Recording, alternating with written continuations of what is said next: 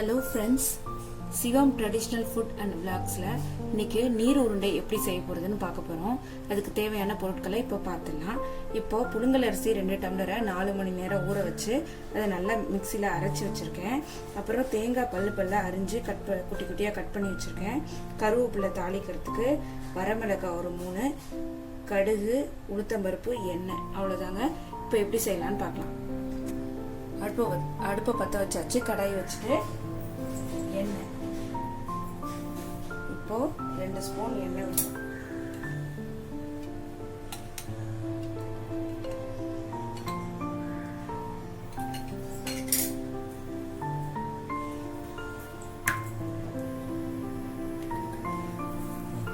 எண்ணெய் சூடாயிடுச்சு, கடுகு போட்டுக்கிறோம்.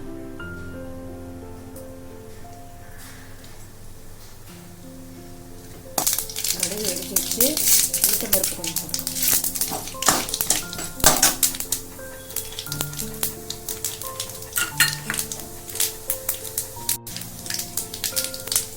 வரமிளகாய்,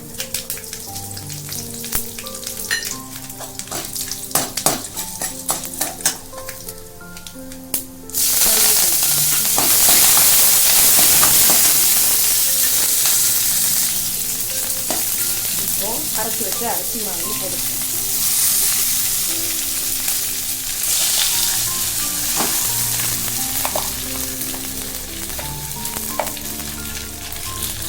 இந்த மாவை நல்லா கொஞ்சம் வதக்கிட்டு போகணும். இந்த மாதிரி நல்லா கிளறிக்கணும். அதில் உள்ள தண்ணி எல்லாம் கொஞ்சம் சுண்டட்டும். இதுக்கு இப்போ தேவையான அளவு உப்பு போடணும்.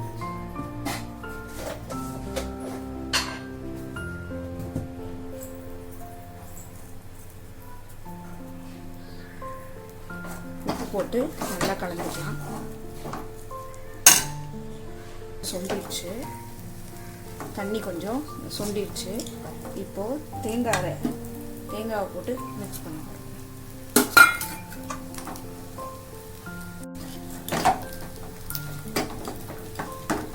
இப்போ தேங்காய் போட்டு நல்லா கலந்தாச்சு.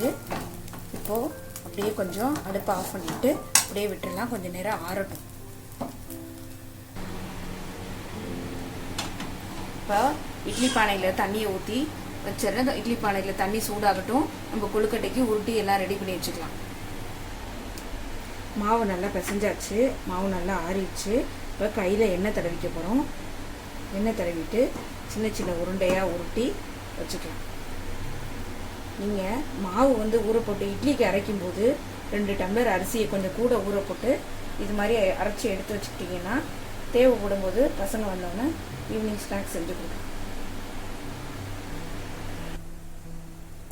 இப்போ எல்லாமே உருட்டி எடுத்துக்கிட்டாச்சு. இட்லி பானையில் வச்சு இதெல்லாம் வேக வச்சு எடுத்துக்கலாம். இட்லி பானையில் தண்ணி சூடாயிடுச்சு. கொழுக்கட்டையெல்லாம் வேக வச்சுக்கலாம்.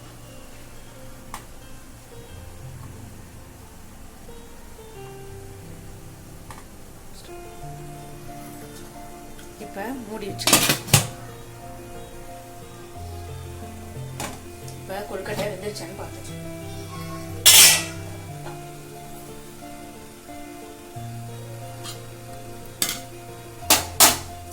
இப்போ தண்ணியை தொட்டுக்கிட்டு எடுத்து பார்த்தோம்னா நல்லா வெந்திருக்கு. நல்லா வெந்து மாவு எதுவுமே இல்லாமல் நல்லா வெந்திருக்கு பாருங்கள். இப்போ இதை ஆஃப் பண்ணிடலாம். கொழுக்கட்டை ரெடி ஆயிடுச்சு. வச்சுருக்கோம். கொழுக்கட்டை ரெடி ஆயிடுச்சு. பவுலில் எடுத்து வச்சுட்டேன். இப்போ மேலே தாளித்து கொட்டிக்கலாம். கடையை வச்சாச்சு. இப்போ கொஞ்சம் எண்ணெய் ஊற்றிக்கலாம். எண்ணெய் சூடானோன்னா கொஞ்சம் கடுகு போட்டுக்கலாம்.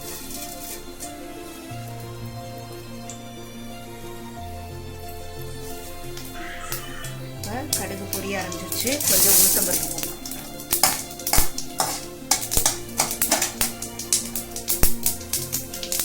கொஞ்சம் வரமிளகாய் போடலாம்.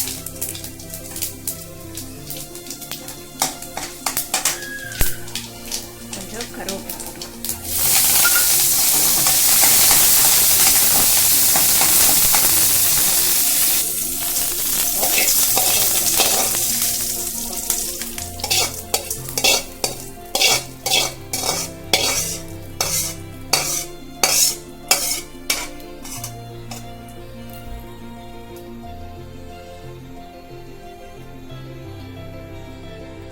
கொழுக்கட்டை இப்போ ரெடி ஆயிடுச்சு. இதை டேஸ்ட் பண்ணி பார்த்துட்டு எப்படி இருக்குன்னு எங்களுக்கு கமெண்ட் பண்ணுங்க. உங்களுக்கு பிடிச்சிருந்தா லைக் பண்ணுங்க, ஷேர் பண்ணுங்க, சப்ஸ்கிரைப் பண்ணுங்க. தேங்க்யூ ஃபார் வாட்சிங்.